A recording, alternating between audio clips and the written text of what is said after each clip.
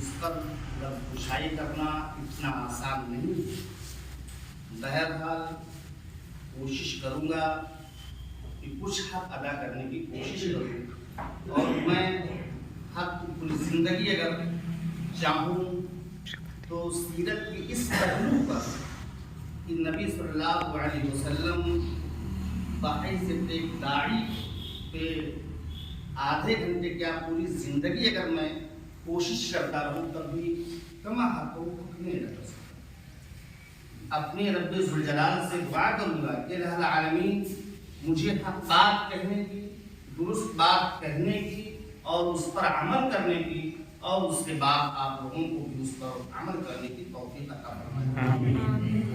حضرات گرامی، نبی صلی اللہ علیہ وسلم جب اس دنیا میں مبعوث فرمائے گئے، 40 سال کی عمر میں جب نبوت کا تاج آپ کو پہنا دیا گیا تو یقیناً یہ واقعہ یا یہ سارے مناظر آپ سے ڈھکے چھپے نہیں ہیں۔ علماء نے منبر و محراب سے آپ نے خود اپنی نظروں سے سیرت کی کتابوں میں پڑھی۔ نبی صلی اللہ علیہ وسلم پر جب غار حرا میں قرآن عظیم کی پہلی 5 آیتوں کا نزول ہوا، آپ گھبرائے ہوئے اپنی بیوی کے پاس آئے اور بے ساختہ اپنے لب و لہجے سے یوں مخاطب ہوئے، دستیرونی، مجھے کچھ بڑھا دو خدیجہ، مجھے کچھ بڑھا دو۔ بہرحال اس واقعے سے یہ معلوم ہو گیا کہ بہت بڑا فریضہ آپ کو سپرد کر دیا گیا، لیکن کچھ ہی دنوں کے بعد جب وحی ثانی جس کو کہا جاتا ہے، بسم اللہ الرحمن الرحیم، یا ایھا المدثر قم فانذر، اے چادر کے اوڑھنے والے، کچھ مفسرین لکھتے ہیں گودڑی اوڑھنے والے، کتری اور گودڑی جو ہم لوگ کہتے ہیں اس کے اوڑھنے والے، اٹھیے، کھڑے ہو جائیے، لوگوں کو ڈرائیے۔ لفظ فانذر فعل امر کا صیغہ چند حروف پر مشتمل ہے، فانذر، لیکن معنویت کے لحاظ سے دیکھ لیجیے تو کتنا بڑا کار عظیم آپ کو سونپا جا رہا ہے، اس سے اس کا احاطہ ہمارا رات کو دماغ کر لے یہ ناممکن ہے۔ چھوٹے سے لفظ کے اندر اللہ نے بارے گران آپ کے سر پہ ڈال دیا، فانذر کہہ کر کے آپ پریشان ہیں۔ فانذر، میں ڈراؤں تو کس کو؟ میں اپنے کام کا آغاز کروں تو کہاں سے کروں؟ لیکن جس نے آپ کو اپنا حبیب چنا ہے، جس نے آپ کو اپنا رحمت للعالمین چنا ہے، جس نے آپ کو اتنا بڑا فریضہ آپ کی سپرد کیا ہے، وہ آپ کو ایسے بسارا چھوڑ دے گا؟ نہیں، سورہ شعراء کی آیت نازل فرمائی، وَأَنذِرْ عَشِيرَتَكَ الْأَقْرَبِينَ، پریشان نہ ہوئیے، اس دعوت کا آغاز داعیم، جو داعی کا آپ کو پیام ملا ہے، اس داعی کا جو سب سے پہلا فریضہ ہے وہ سب سے پہلے آپ اپنے گھر سے شروع کیجیے، اپنے خاندان سے شروع کیجیے۔ وَأَنذِرْ عَشِيرَتَكَ الْأَقْرَبِينَ، اقرب کون ہوتے ہیں؟ اپنے چہیتے ہوتے ہیں، اپنے رشتہ دار ہوتے ہیں، اپنے خاندان ہوتے ہیں، اپنے بیٹے بیٹیاں ہوتی ہیں، اپنے چچا ہوتے ہیں، اپنے ماموں ہوتے ہیں، یہی رشتے تو اقربین میں شامل ہے نا۔ گویا کہ اللہ تبارک و تعالیٰ نے ایک بہت بڑی پریشانیوں کا حل اس آیت کو نازل فرما کے دور کر دیا۔ گویا کہ دعوت کا آغاز نبی محتشم کو کہاں سے شروع کرنی ہے؟ اپنے خاندان سے۔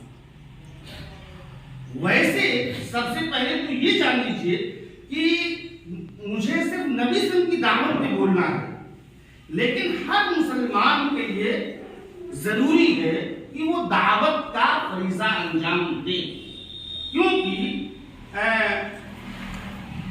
قرآن کی آیات اور احادیث کی बातों से ये बात अज़हर में शम्स है कि नबी सल्लल्लाहु अलैहि वसल्लम ने अहादीस के अंदर या यूं कह लीजिए सैयदना अब्दुल्लाह बिन उमर रज़ियल्लाहु तआला अन्हु हदीस के रावी हैं, कहते हैं कि नबी सल्लल्लाहु अलैहि वसल्लम इरशाद फरमाते हैं बल्लिगु अन्नी वलौ आया, मेरे तरफ से कोई एक आयत अगर आप तक पहुंचे उसे आवाम तक, उसे लोगों तक उसे पहुंचा।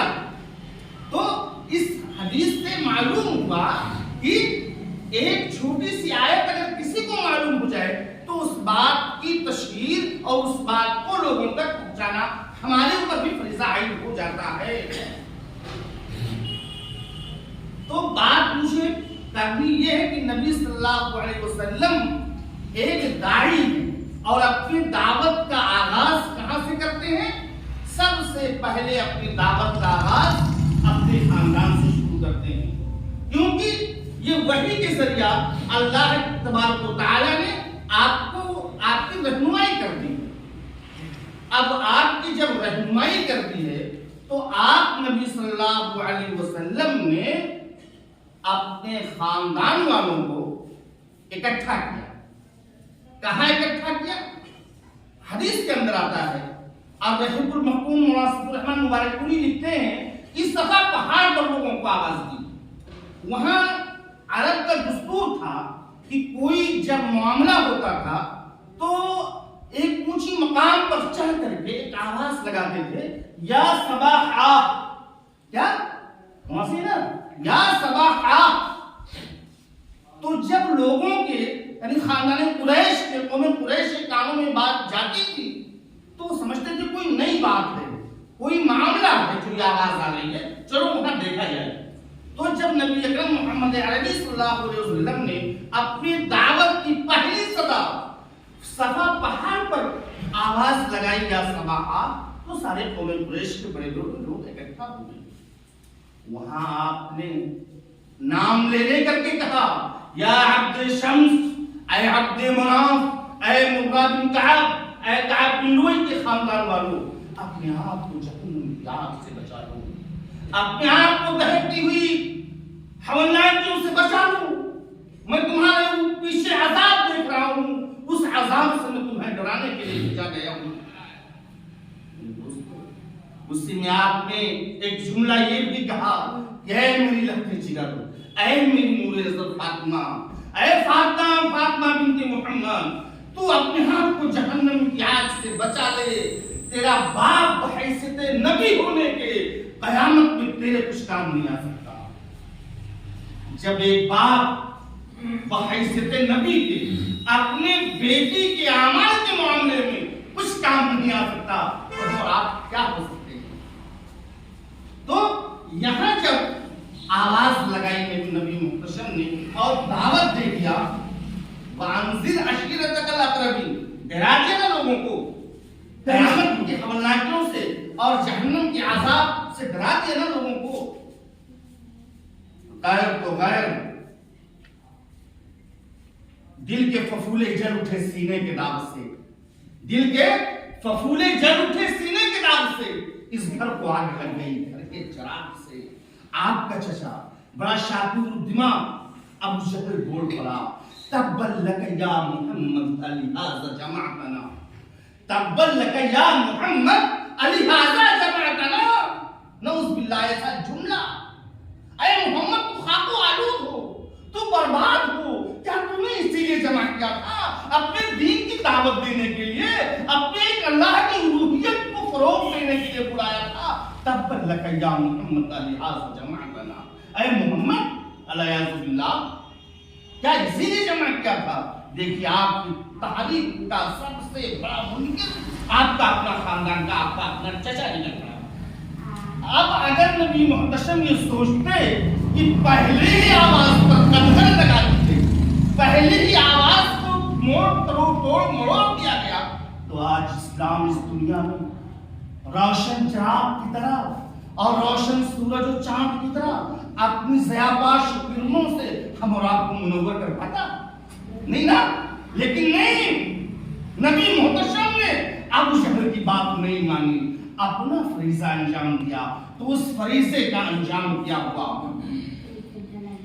بچوں نے دیکھا علی ایمان لے آئے، غلاموں کی فہرست اٹھا کے دیکھے زید ایمان لے آئے، آپ کی دعوت کا ثمرہ دیکھیے، بہت ساری نبی کی بیویاں نبی کی باتوں کو نہیں مانی، لیکن اماں خدیجہ نے جب آپ کی دعوت سنی تو ایمان لے آئی۔ دوستوں کی باری آئی، ابو بکر حاضر ہے، اے نبی محتشم آپ کی دعوت پر آمنا و صدقنا، ہم لوگ بیٹھ کہتے ہیں، ہم ایمان لے آئے۔ تو میرے دوستو، یہ پہلی دعوت کا نتیجہ 5 نفوس اسلام قبول کرنا۔ اب آپ کی دعوت کہاں کہاں گئی، کن کن لوگوں سے آپ نے دعوت کی شروعات کی میرے دوستو، اور دعوت کی شروعات کیوں نہ کرتے؟